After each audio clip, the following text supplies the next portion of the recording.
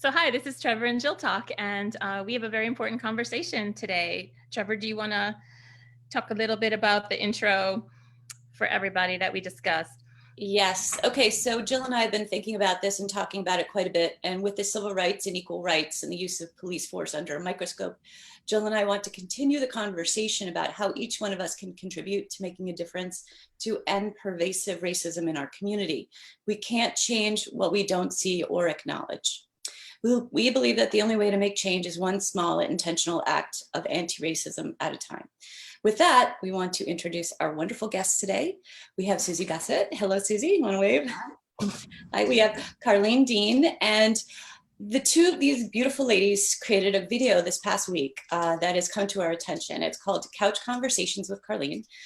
Suzy, I believe your son did the videotaping, so it was a family event. Yes. And what's even cooler, these two beautiful ladies are sisters-in-law. Suzy's brother is married to Carline. Also with us, serving on the Board of Selectmen of Westport, is Melissa Kane. You want to do a wave, Melissa? Hi. Using her different roles to address racial inequity and ending systemic racism. So what struck us about your video, Suzy and Carline, is how honest, loving, and illuminating it is. Clearly, the two of you adore and respect one another. And through your conversation, it is trusting, open, and frank, which is what we all need. It is also raw and painful to hear about Carline's lived experience while raising her children in a predominantly white area. So, Carline, you are a Westport mom. Yeah. Hello, welcome on the show. Thank you for having me. And again, I asked this with your permission, if you would like to share with us about your experience about raising children in Fairfield County since 2002. I want to put a caveat on this, that this is a permission, and if this is in any way re-traumatizing for you, we don't want to do that either. So if you would like to talk about it, we'd like to hear it. Sure. So I moved here to Westport in 2000 when my husband and I got married. And I moved here with my daughter, who was 5 at the time, and we ended up having 2 biracial boys. So we're a family of 4. My kids are very, very close. And what I didn't realize was that once I moved here, I didn't realize I'd be one of the few. I really didn't, but at the time it didn't matter, because I came here knowing that I was confident and I could raise my kids here and there would be no issues because they would be raised right, and home being the forefront of where love is and nurtured. But my daughter ended up growing up here, and she started first grade here, and she's went to Staples, did very, very well here. She's in med school now to become an optometrist. So she did very, very well here. My other 2 boys, however, grew up a little bit different. And what I didn't know was what their pain was, because they came home and left it in school. And then once they came home, it wasn't something that was talked about. I knew they felt different, but I didn't know what that felt like outside of the home. I remember my son now, who's 19, I remember him coming home when he came from middle school. And then he used to just say, "Mom, let's just throw a dart on the map and let's just go anywhere but Westport." So what did that mean to me at the time? I still, coming from a 14-year-old, I was like, okay, well, maybe he just wants to be adventurous and maybe there's not much here for him to do. But then that was his way of expressing his pain, in retrospect. And the more I think about it, the more I should have been involved a little bit more and address it more. But he's also the one who doesn't talk a lot. And I also have a 16-year-old who did very, very well here. He was into sports. They're 2 different kids, had 2 different experiences, by the way. And he was into sports and he made some friends, but he too had some issues. He used to say the kids at Staples, Mom, there's a group of African-American kids who are there, if they're hanging out together, they were called the monkey group. Oh, and that's what, again, coming from their mouths, you just have to believe it. But again, they came back to a place of love. And I believe in raising my children with education, and that's what I did. So I think, you know, their experience, and that's just among, they're just one of the few. And it doesn't matter whether you're African American, whether you were Asian, whether, that's it. It was everywhere. If you weren't white, you were discriminated against as labels.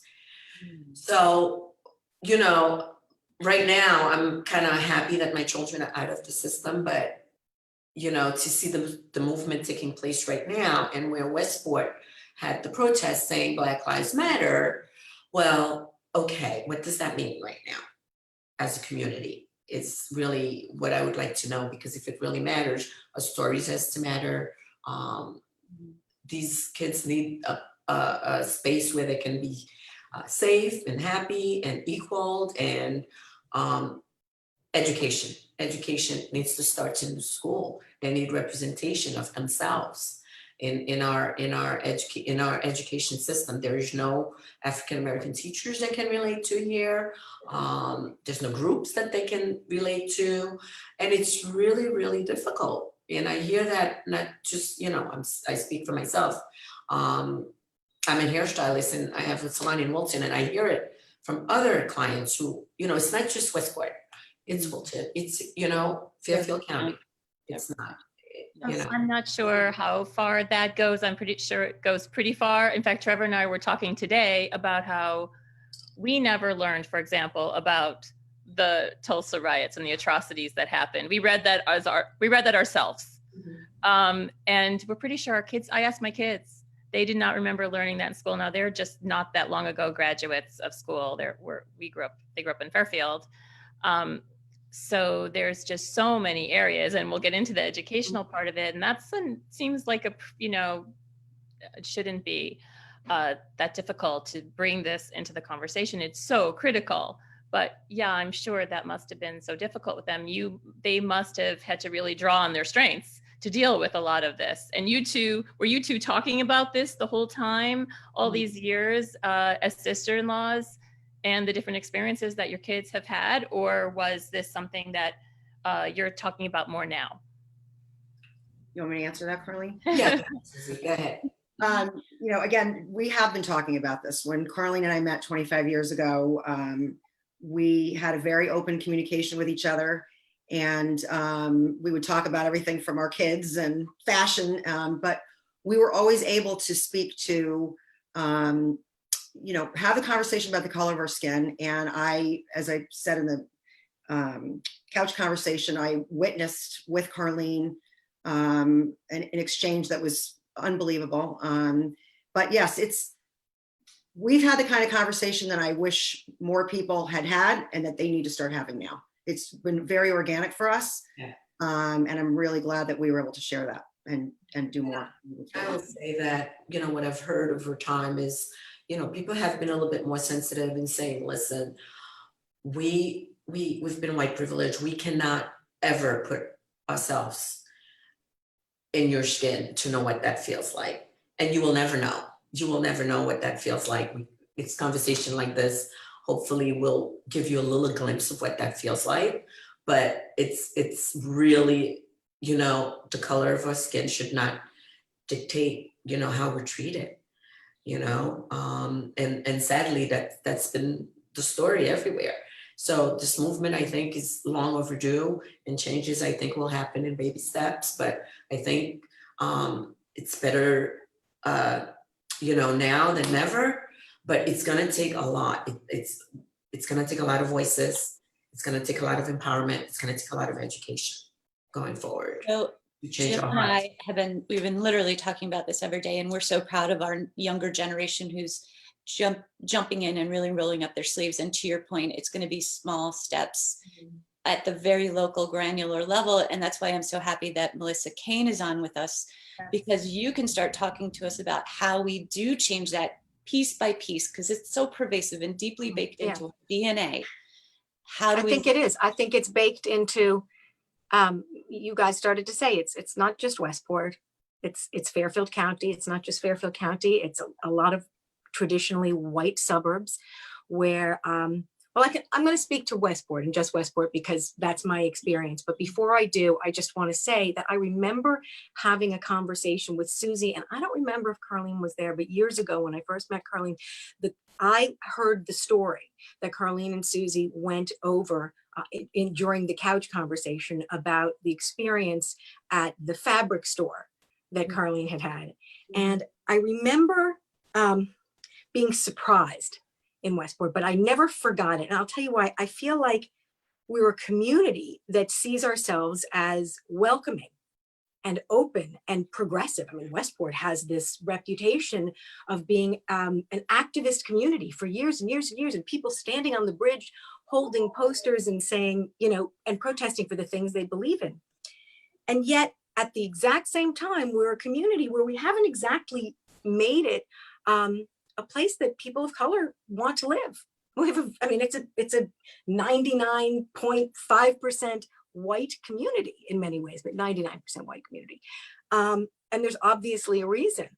But at the same time, I do think there are enough people, I mean, what Carline was just saying about the over 1,000 people who came out to this, the Black Lives Matter rally that some of the students from Staples put together. I think we have an opportunity. I think there's goodwill. I think people are starting to say, okay, wait, I am actually part of this problem. I'm not just, you know, okay, not being racist. Wait a minute, that's not enough. I mean, I think people are starting to wake up to that. And that's why we're having these conversations, which is great. But you're right. It has to happen at a personal level, but also at a granular level through local government, through state government, through federal laws. So, you know, thinking we're talking about the education system in Westport. We're talking about where we need changes in our curriculum, and we need changes in the representation of who is teaching our children. We need our children, Black and white, and all colored children, to be seeing many different types of teachers, from many different cultures, and from the very earliest of ages, you know, recognizing and respecting people of all different colors. I think that's huge. And I think that's something that Westport, it's a wonderful school system, has not done enough of. And it should be part of the conversation. I think the curriculum obviously really needs to be looked at, and that's a state issue. It's also partially a local issue, but it's all part of the larger conversation at the federal level. Where we really get local and things we can do is by creating housing opportunities for people. And when I say that, I am talking about affordable housing, but there are people of all different financial abilities who may or may not move to Westport because of how welcoming we are. So we have to look at it from both ends.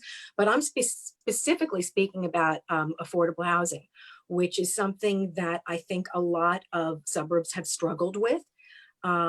And you guys may have talked about it in the past, something called 830G zoning. I don't know if you're familiar with it, but without getting too in the weeds about it, we need to, I believe, and I'm working with our subcommittee, our planning and zoning subcommittee on affordable housing, we need to be creating more affordable housing that is in keeping with our the look of our town, and wanting to be bringing people in from all different financial backgrounds and all different racial and cultural backgrounds.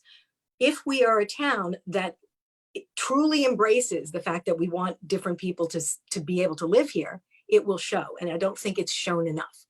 There are words that have been like dog whistles through the years, like the word density, where people have argued, well, Westport is traditionally a community of single family houses. So you don't want an apartment building or a housing, a group of townhouse type housing, because it's not in keeping with our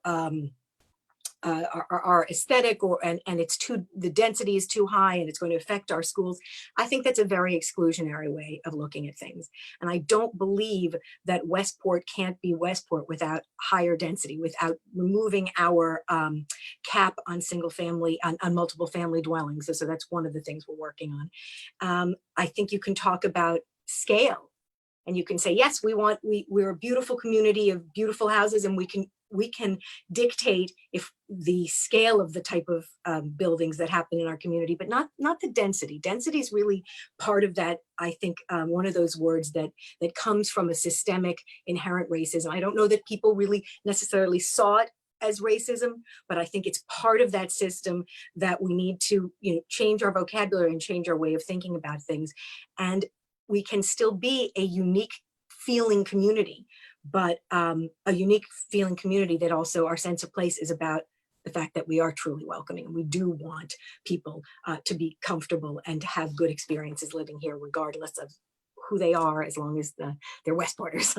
So Melissa, if that is something that helps bring more diversity to a town, then I think it does. Then that's fantastic.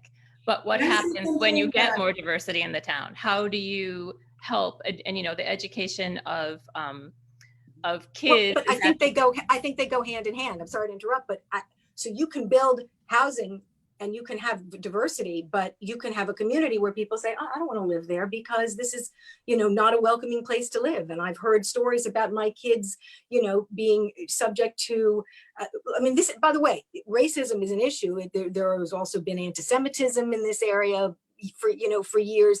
But the issue we're dealing with right now is truly racism. Melissa, excuse me, are you familiar with the ABC program here? Yeah, of course. Yeah. So the Which ABC is great. program is a better chance program for Yep. those of us who don't know about it. But the problem with the ABC program is that they pull 25 African-American kids from the inner cities, right? To give them a better chance to come here in Westport. I used to live next to the ABC house.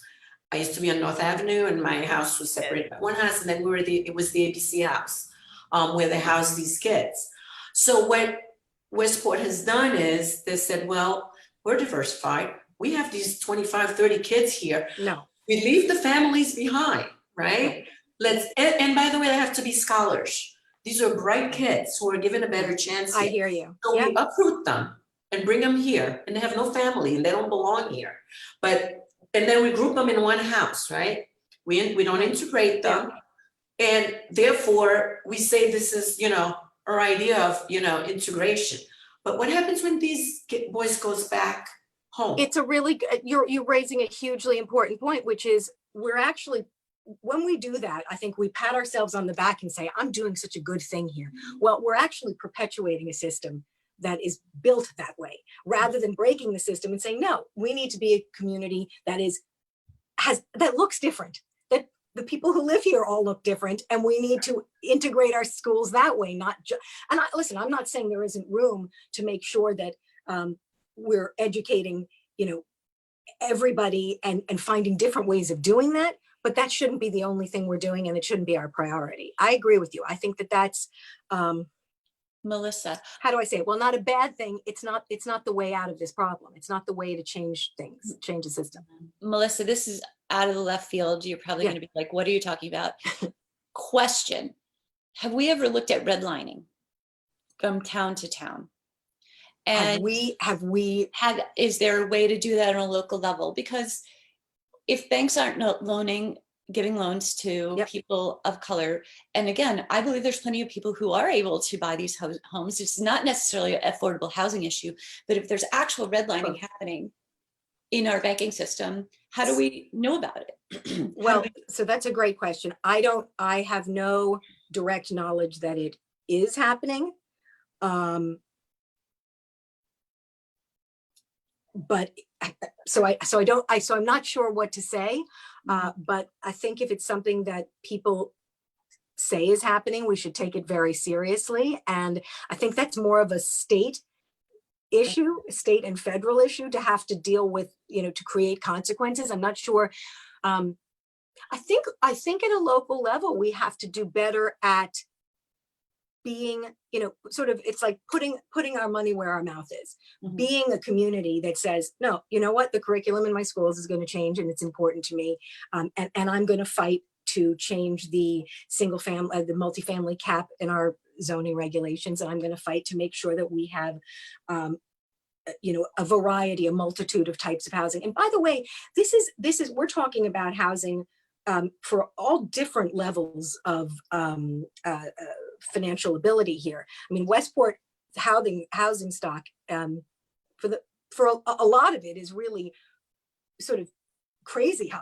We want to be able to have people of all different financial abilities living in our town because it makes good sense, right? I mean, it makes good economic sense, it's sustainable, but most importantly, it creates a community where you have people living with each other and learning from each other who don't all look exactly alike. And so we have to say, okay, this is actually our priority. So we're going to make sure that we are passing ordinances with regard to our zoning and with regard to our education. And I do believe those are the two areas where we can be most impactful at a local level. When we're looking at redlining. So I have another question because I'm actually going to ask Carline to tell one of the most horrifying stories I've heard lately of our town, which she recounts in this video, which is just jaw-dropping, but it involves the police. And at what level would you get involved with the police to say, what are your what's happening here again on a granular level? What are your statistics? Who do you pull over? Who do you give tickets to? Who are you talking to if they're young teens on the street when it's dark out? You know, at all these things, like, are we actually talking to our policemen and our chiefs of police, etc.? Do you want to hear Carline's story, or Carline, do you want to talk about that story? Sure. I'd love Carline to tell the story, and then I will give you what I would like to do about it. Okay. And Carline and Suzy, again, they did this incredible couch conversation. We'll put the link up where they really got into some of the most painful and awkward experiences that they've shared together over the years. And okay, go ahead. Sorry.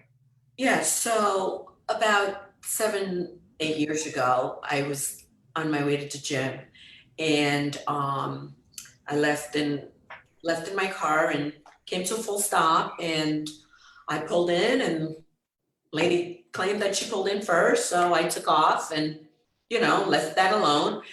And she kept following me, and when she followed me, I mean, she followed me with rage. And I'm like, okay, I'm just going to the gym and she'll go on her day. So we pull over at the red light, and she comes out of her car, and I'm just sitting at the red light, and she comes knocking on my window and screaming bloody murder, like, you took, you know, I came first, you came second, and used the N-word and went back to her car. So to me, I was like, okay, she's just having a bad day. I'm going to the gym, and, you know, I'm just going to let that roll off my back. No problem. So I proceeded. She continued. I was on my way to the gym. Well, she followed me to the gym in the parking lot, took my license plate, and I went to the gym and came back home. And when I came back home, my nanny came to me and she says, well, the police was here looking for you. And I said, oh, she says, yeah, since you weren't here, so he says he'll be back. So I said, okay, let me go ahead and call the Westport Police Department and see what this is about. Obviously, it has to do with this incident that happened earlier. So I called the police department in Westport, and he says, okay, he'll be right over. Half an hour later, the police walks in with a pre-handwritten ticket, handling it to me, claiming that this lady went to the police station, says I was driving erratically on the post road, gave my license plate, and they're based on that alone, they were able to write me a ticket and hand it to me in my house. So, and at the time, I said to the police, I didn't know you could just tell on someone. yeah. So I said to him, oh, by the way, I said, you don't know what my story is. Would you like to hear my story? He says, nope, I'm off duty. I said, okay, then I guess I have to make my way to the police station, because you could tell your story at the police station, you know, tomorrow or the next day. So my husband then called the police department and says, by the way, this is the worst case of racial profiling I've ever seen in this town. It needs to stop. And the reason that, you know, you were able to write my wife a ticket is because she's Black. Based on hearsay, you didn't want to hear her story. How dare you come in with a ticket? And says, you know, because this white lady came in. So needless to say, I went in and told my story a day or two later to the police station.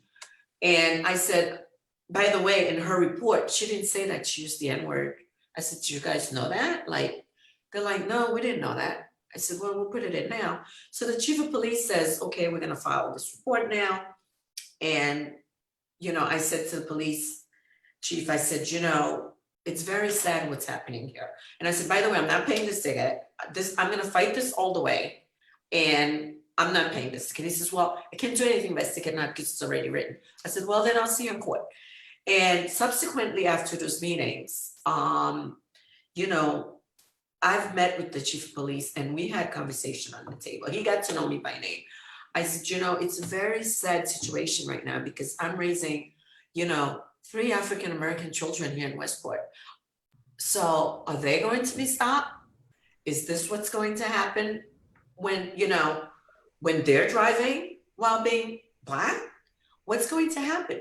And, you know, the only reason I believe that this woman chased me was because I was in my gym gear, okay? Plain as nothing, going to the gym, driving a BMW in Westport, Connecticut. So she thought she was doing the town a favor. And, you know, that story just really stayed with me for years. And it was the worst case of racism I've experienced here. And needless to say, the case went we went to court. She didn't show up. And then, you know, the police said, after hearing my story, they said the judge wanted her arrested. The prosecutor wanted her arrested, but the judge wouldn't sign the order. And so we went to court and the officer who handed me the ticket showed up, and I told the lady taking down the preparing the case, I said to her, by the way, do you know this is hearsay, by the way? Do you know I am here because this is hearsay?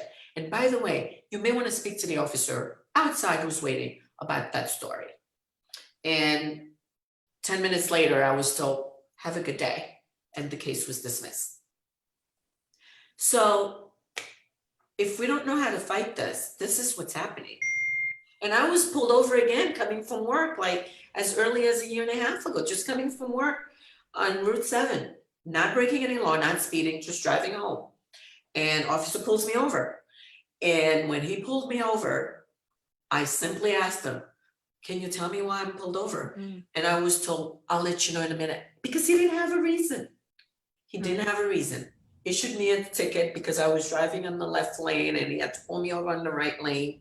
Ran my license, found nothing on me, and proceeded to give me a ticket.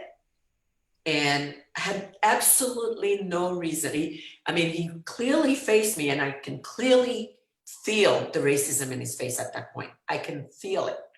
And I said, well, then I'll see you in court. And I took the ticket, and again, I fought it, and nothing happened. So I am so sorry, Carline, that this is something that you've had to deal with. I truly am. And I know that we don't have a whole lot of, you all don't have a whole lot of time today, and maybe we can pick this up again at another time, because we're just sort of getting started, like you said.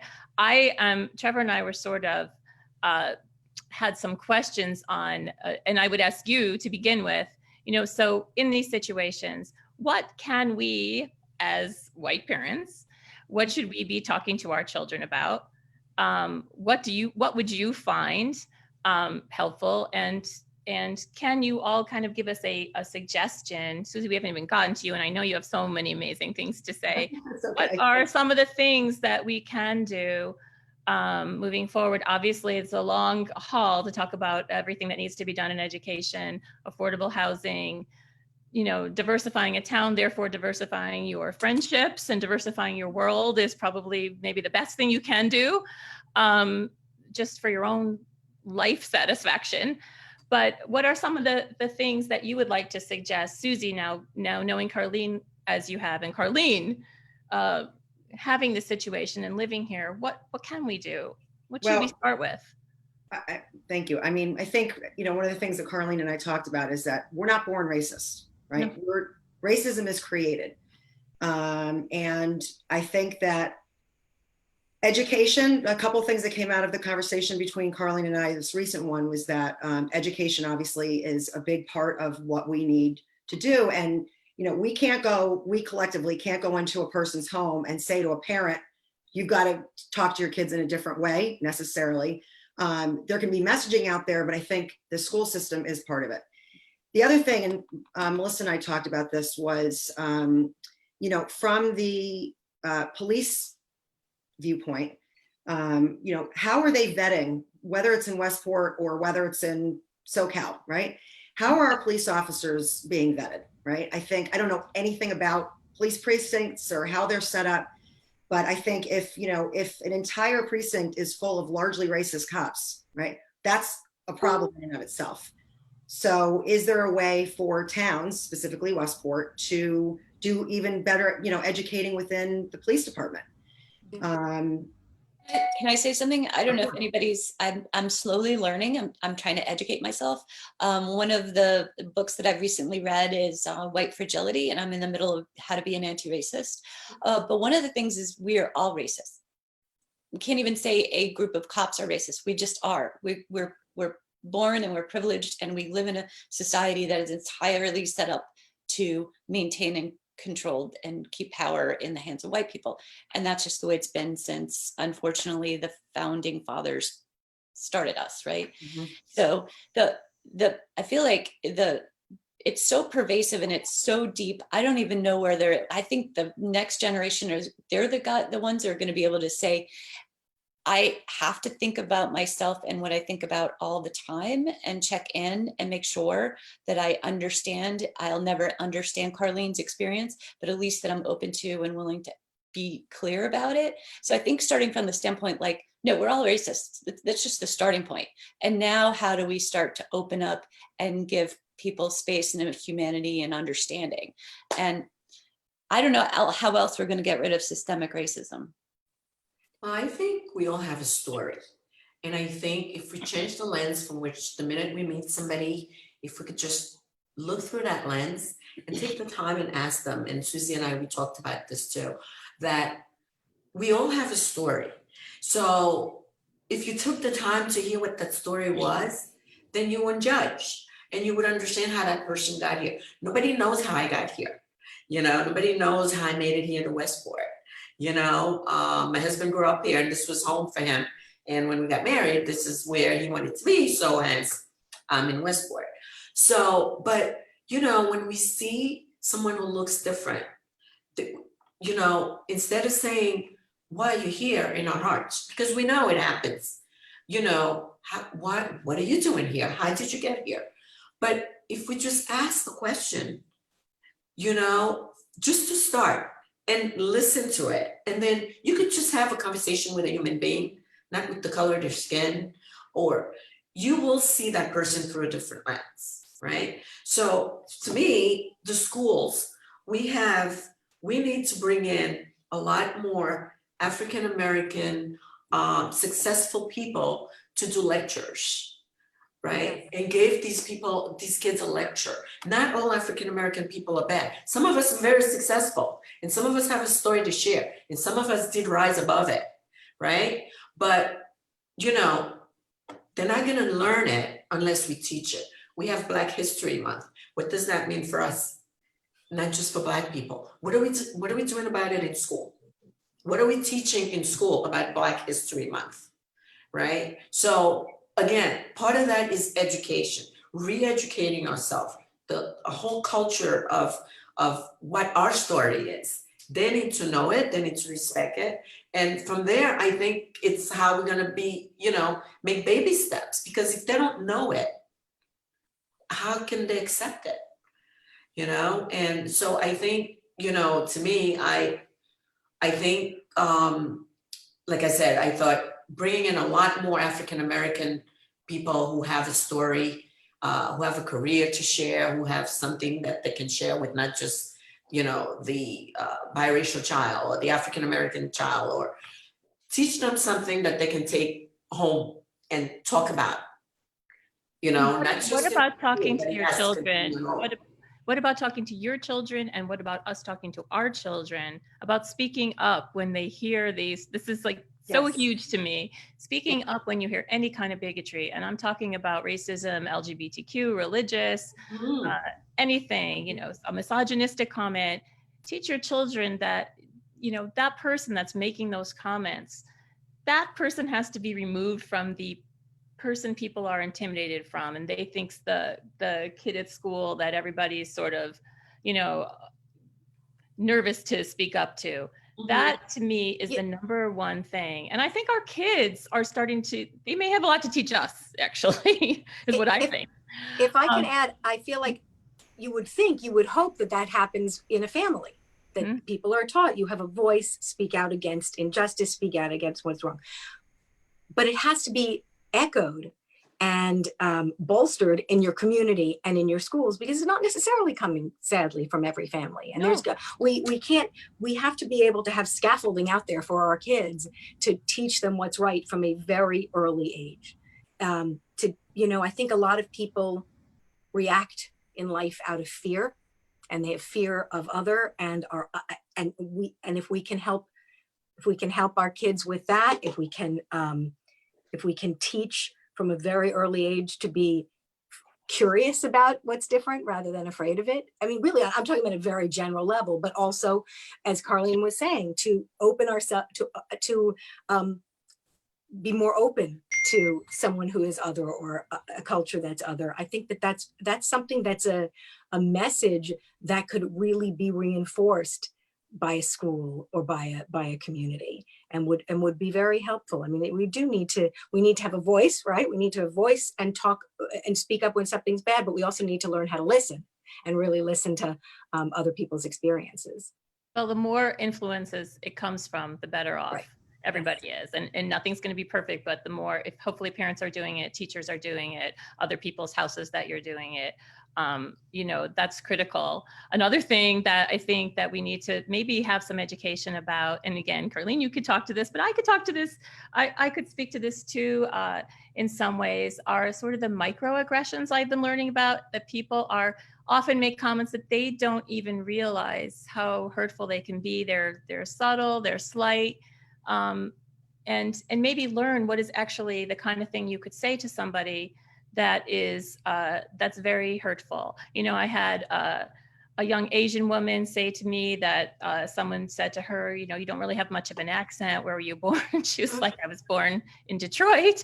And, people say, I've heard people say that they don't like being told that they're articulate. Like, why wouldn't they be? There's just all kinds of little things that I think we need to also be sensitive to and educate others, and talk to our children about that are that can really kind of pick away at you, I would imagine. Yeah, the scars are, once the child's been scarred, it almost dictates, what happens to them the rest of their lives. I remember my 16-year-old telling me he was out with friends a couple of years ago, just out at the diner. I think they were 14. Shouldn't be out at midnight anyway, but boys to boys, and they went out to the diner, and they were walking from the diner because they were being picked up by the other kid's mom. And so the cops stopped them, and it was the two friends who were Caucasian, and my son's biracial, and the cops stopped them and says, what are you guys doing? And and my son started speaking, and he says, well, we were just coming from the diner, and this wasn't his word, and the cop says, we're not asking you. And his other friend started talking, and it was okay. So whatever his, white friend said, they took that as truth. But whatever my son was going to say was going to be something that was, somehow conflicted with the truth.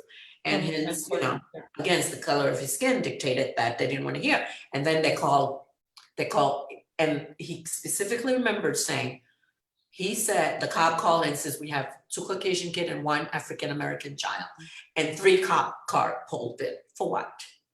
Mm-hmm. Not 3.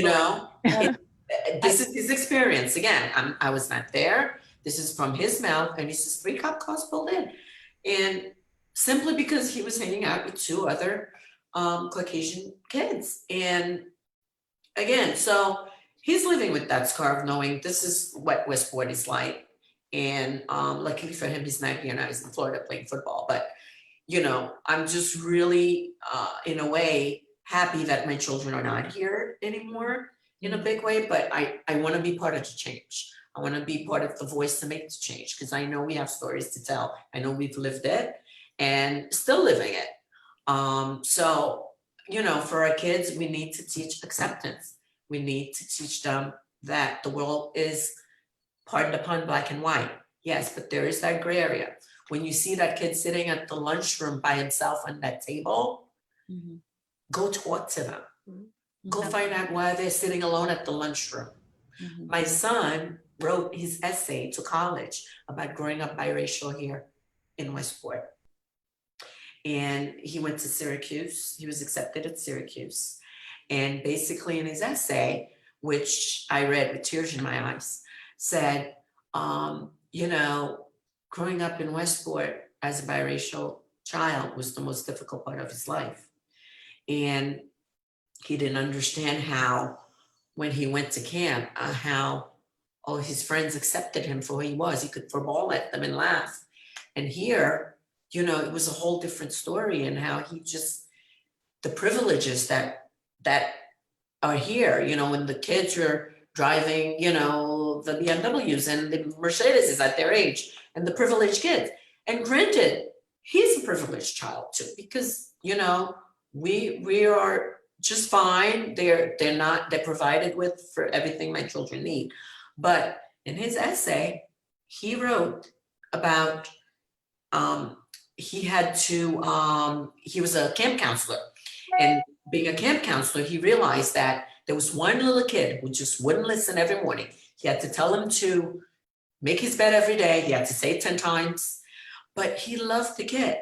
And at the end of the session, at the end of the summer, he said, that kid became one of my favorite kids in the whole team, because I know what it's like to be different.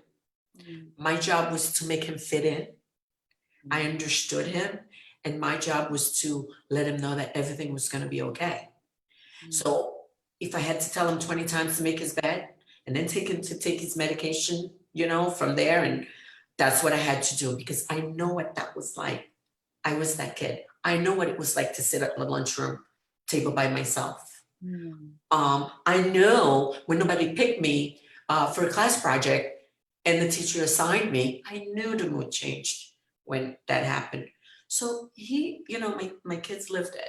And That's such a beautiful story. And I think one thing that we do have that we can use is the commonality of being moms, and the commonality of wanting our children not only to be so cared for and loved, but to care for and love others as well.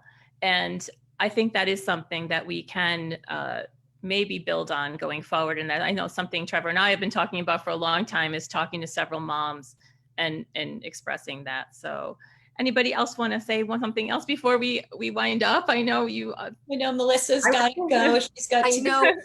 I'm Take so off. sorry. I could sit and talk with you guys about this, you know, all afternoon and into the evening. And I'm sorry I have to go. I wanted to thank you for including me in the conversation. There's a lot I want to say about the need for reform in our police hiring and anti-bias training. It's really training and hiring and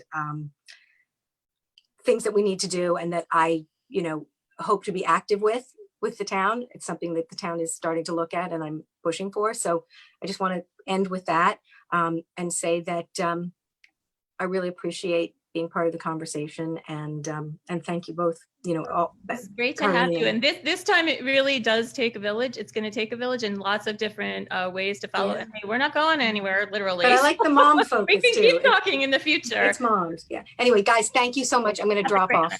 Thank you. I would, if there's a minute, I would love to just share something. Yes. Right before we did this, I watched a Everybody Must See interview with multiple people, but it was done by Tony Robbins. Mhm. And on the interview, it's called A Historic Conversation for Healing and Unity. And people like Sabrina Fulton, who's Trayvon Martin's mom, Martin Luther King III, his son was on there, Bishop T.D. Jakes, very well-known pastor, was on there. And I want to just share just a couple of the quotes that came from that. One was, there was a comment about deconstructing racism. And T.D. Jakes said, racism is a condition of the heart. It deals with how you feel about me. But injustice is an action and how you act towards me. And then Trayvon Martin's mom, Sabrina, made a comment about how this is not it's not just a black and white. It's not, I don't want to misquote her. It's not all the time about black and white. We've got to focus on what's right and wrong. And so there, I mean, that's just a little bit of it, but I really think everybody should watch it. And, but the deconstructing racism, I think is an interesting, important, very rich term, because it's going to take time. It's going to take these conversations and difficult conversations to change the narrative. And that was kind of the goal when Carline and I sat down, and so much of it came out. And I'm going to be talking with Melissa on Friday, and I've got some other people lined up too. So I can't thank you both enough for inviting us on and having this. And I think we need to do more, because I think that's what needs to be done to change. It feels like baby steps, right? We're taking them. We're taking them. You know, going forward, I think if more and more people have this type of conversation, I think, you know, something good's going to come out. It's, you know, all of this cannot be all in vain now that the world's talking about change. And, you know, again, I think it starts in the heart. It starts in here, and it starts with one person. And it's a journey, you know, life's a journey, and this is our journey right now. So for those of us who want to make the change, see the change, be the change we want to be, this is a good time in history for that. Well, thank you for being so frank about everything. I think one of the things, and if we're all honest with ourselves, people who live in this area, a lot of times we're very concerned and very about being sort of active in so many areas and being, you know, aware and liberal. And sometimes we miss this, which is maybe the most important thing of all that we should be concentrating on, is just treating everybody equally and with respect. So while all these other things that we want to learn about are so important, I think this is the number one important thing. I always have. And so for you to come and talk to us like this means the world. And we just hope to keep hoping to share voices that will make a difference to people like your beautiful voice. So thank you. Thank you. Thanks for having me. Thank you both. I would really appreciate it. And we're honored to have you on the show. And again, like Jill's saying, baby steps, one intentional good deed, thoughtful, caring, and loving. And in the end, we'll all win, right? Leads to the next. And vote. Vote for every election. We keep saying this, not just presidential. Vote for everything. Every election matters. I don't think I said this, but one of the things Tony Robbins said, which is change is automatic, but progress isn't. Progress is not. And, you know, people can, you know, easily say they're changing or think they're changing, but to make progress and move forward is, I think, you know, what this is all about now, is that there are a lot of us that say all this chat, the chat's important, but we need to come up with where's the actual change, real change. Deconstruct this racism problem that we have. Yeah, inclusion. That's our whole point. So we're going to keep talking. If we can think of things to tell people, to send people, to ask people to vote for, we'll just keep pushing for it. So thanks again. We'll put your link to your great couch conversation and more to come, right, Trevor? Yes, never ending. We're going back to school, and it's a really important class. Yes. Class we need. So thank you. All right. Thank you all. Take care. Okay.